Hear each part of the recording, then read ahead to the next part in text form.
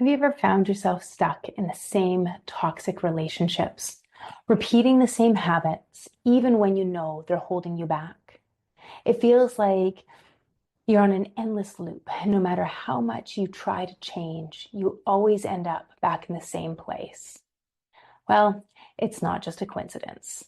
There's a reason why you're repeating the same patterns, and today I'm going to help you break free for good. By the end of this video, you'll understand why these cycles keep happening, how your subconscious mind is keeping you stuck, and most importantly, how to finally shift into a new empowered reality. And if you stay until the end, I'll share a powerful reprogramming exercise that will start to rewire your mind today. So let's dive in. If we've not met before, hello, my name is Dawn, and I am the creatrix of practical spiritualism and the self-sovereignty system. And nothing makes me more excited than helping you become aware of yourself, who you are, and then start embodying it so that you can live authentically and free. So first, let's begin. Let's get clear on what's actually happening when you repeat the same negative cycles. So 1, your subconscious mind is running old programming. 95% of your daily thoughts and actions come from your subconscious mind. If your subconscious mind believes you're not worthy of healthy love, financial abundance, or success, it will keep guiding you toward situations that reinforce that belief. This is incredibly important. Our beliefs are created long, long ago, before the age of 8 years old, for the majority of them. So if you grew up in a household where love was inconsistent or conditional, your subconscious mind may seek out a relationship or relationships that are similar, even if they're unhealthy, because that is the belief that you've been embedded with. And it is the combination of our beliefs that create the programming. And it is our programming that drives our thoughts, emotions, which drives our actions and words, which creates our moods, our personalities, which really ends up creating our personal reality. So we need to understand that this is what is driving our everyday actions and beliefs, but we don't have to stay there. 2, you're addicted to the emotional state of the past. So our brain and our body become conditioned to certain emotional patterns, even if they're painful. And neuroscience has been talking about this for quite a while. And if you've spent years in stress, anxiety, and self-doubt, your nervous system will actually crave those feelings because that's what feels normal. It really is an addiction loop. So when you try to step into something new, peace, abundance, confidence, your system might actually be resisting it. And then 3, there's an unhealed core wound driving your actions. So every pattern is linked to an old wound, an old pattern: abandonment, rejection, unworthiness, fear, failure. And until you heal the root cause, you will keep experiencing the same lesson in different forms. So this is what it actually means when people talk about mirror work, that your outer world is a reflection of your inner world. You have a fear, a belief of abandonment, and we have a wound there, then we will often attract or create situations, relationships in our life that will bring that wound to the forefront. And the thing that I need us to remember is this is not a bad thing. So often we think like, oh, I'm broken or I'm creating these things and it's a problem. And the truth is it's not. It's not it's a problem, but it's not what you think it is. When we bring these things forward, it's because our subconscious, and really it's not our subconscious, it's our soul. So our soul or our spirit is purposely attracting situations to us to bring our awareness to the wound that's still there so that we have an opportunity to heal it, to release it, to let it go. And so think of this as the universe giving you the same test, the same opportunity would be my preferred language for this, over and over again until you're ready to choose to release it. So I would say it's a test that we have over and over again until we finally pass. And the problem with this is it brings us into the mindset of either achievement or failure, as opposed to the concept or the mindset of healing or hurt. And when we bring the choice in to heal the wound, then it's far more about us moving from being a victim to becoming victorious. And that is more in correlation with not only empowerment, but within the principles of co-creation. And so now that you understand why this happens, let's begin to shift into action. So first and foremost, we want to bring awareness to our patterns. So ask yourself, where am I repeating cycles in my life? Do you keep choosing partners who don't prioritize you? Do you always self-sabotage right before success? This was me for a really, really long time. And I did this because there was two places. One, I didn't really believe I was worthy of abundance and success.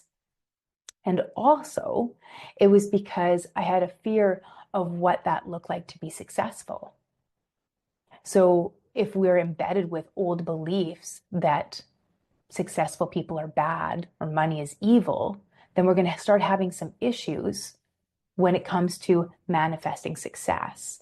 Then what happens is on an intellectual level, I'm out there saying, I choose to be successful. I'm driving, I'm working for it.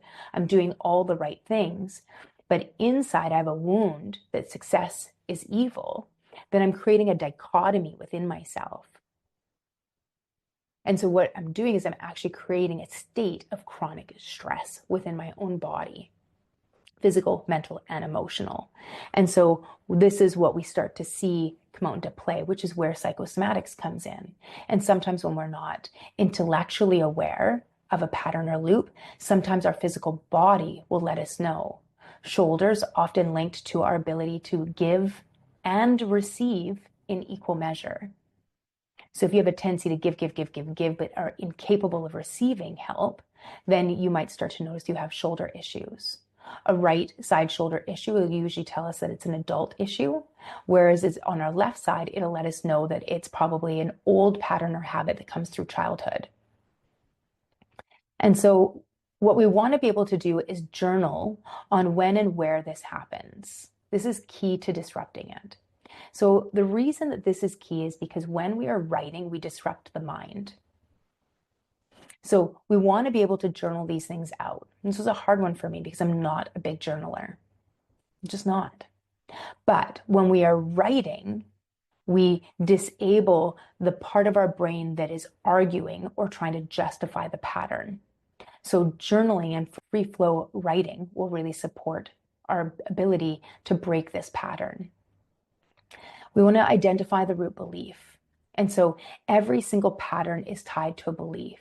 So I want you to ask yourself, what must I believe to keep repeating this? And that's a really interesting question. What must I believe to keep repeating this? That will help us dig down into what's causing this. So if you always settle for less in relationships, you might have a hidden belief that says, I'm not worthy of deep, consistent love. So what do I need to believe to continue to repeat this behavior and this pattern? And then we want to rewire it. And so once we've identified the belief, it's time to rewrite it. So I am worthy of love, care, and commitment, or I am choosing, which is my preferred language. So I'm choosing relationships that reflect my highest self. And we can use affirmations, visualizations, and daily conscious actions to reinforce the new belief. So writing out the new belief each day in your planner or your journal, or even just on a sticky note. Write out what is the intention that you have for yourself. So I am choosing relationships that reflect my highest self. We write it out. And when we write it, preferably in blue ink, there's neuroscience around blue ink and the way that it instills and embeds inside of our mind. We're going to write out the intention. We're going to do it in blue ink to support us, as opposed to typing, which doesn't embed into our mind in the same way. And then we're going to take our finger and we're going to read it either silently out loud to ourselves, or we take our finger across the words to add in the tactile. So now we have the looking at it, the writing, the feeling, the speaking, the embodying of this new way of being in our life. And then, since our body is conditioned to the old emotional states, we need to teach it how to feel safe in new ones. So that we can do this with breath work, with T-tapping, so emotional freedom technique tapping, somatic healing, meditation, body code or emotion code, all ways that we can retrain our system.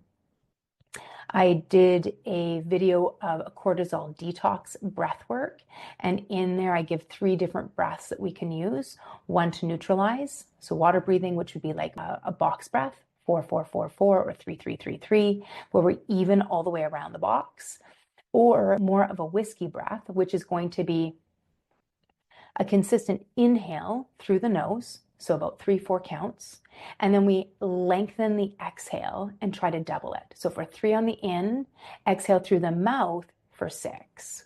Pause at the top, pause at the bottom. So we'd inhale for 1, 2, 3, pause. Exhale 6, 5, 4, 3, 2, 1. And we want that exhale through our mouth to either be like a ha, like a sigh of relief, or we can do it like it's through a straw. So we're starting to slow and elongate it out. This helps us detoxify, gives us a detox from cortisol, as well as calms the parasympathetic nervous system, moving us more into a state of rest and reset, resetting not only our organs, but resetting the nervous system and our mind. So let's work on this now. We're going to do you've stuck with me to the end. So now, as promised, here's a quick little 3-minute reprogramming practice that you can start today. So go ahead and close your eyes and take a nice deep breath in and just let it all out. And just visualize yourself already free from this pattern. What would that look like? How would that feel in your body? How would you move? How would you stand?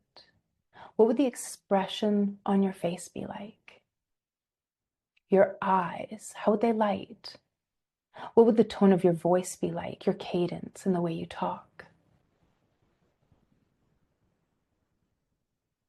Just visualize or imagine this version of yourself.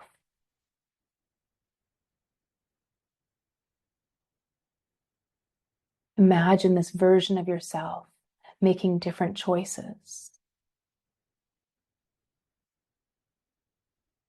To choose love, success, confidence. And don't only imagine or visualize it, even begin to embody it. Bring it in. Notice your body's sensation. Maybe you shift your shoulders back and down. Maybe your posture straightens and lifts a little. Maybe the corners of your lips lift in the hint or the memory of a smile, which softens all the little micro muscles in your face and allows your eyes to soften and sink, your tongue to fall away from the roof of the mouth so your ears can soften and open.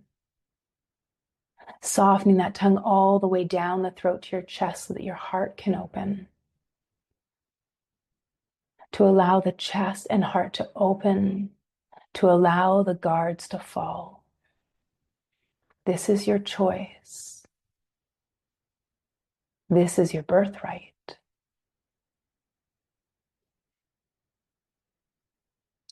Feel this experience in your body as you breathe. In through the nose, slow and steady. Exhaling long and soft.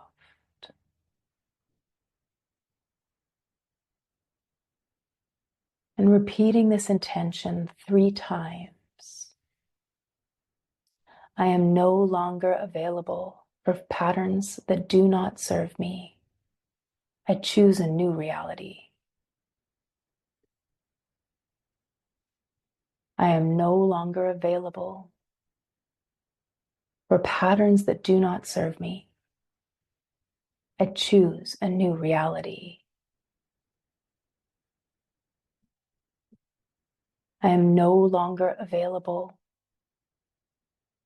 for patterns that do not serve me. I choose a new reality.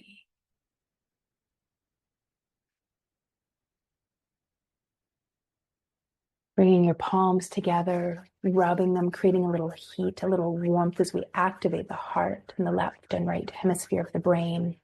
And then placing the right hand over your heart and the left over top. And just feel that in your body. Take another breath in. Exhaling all that no longer serves you.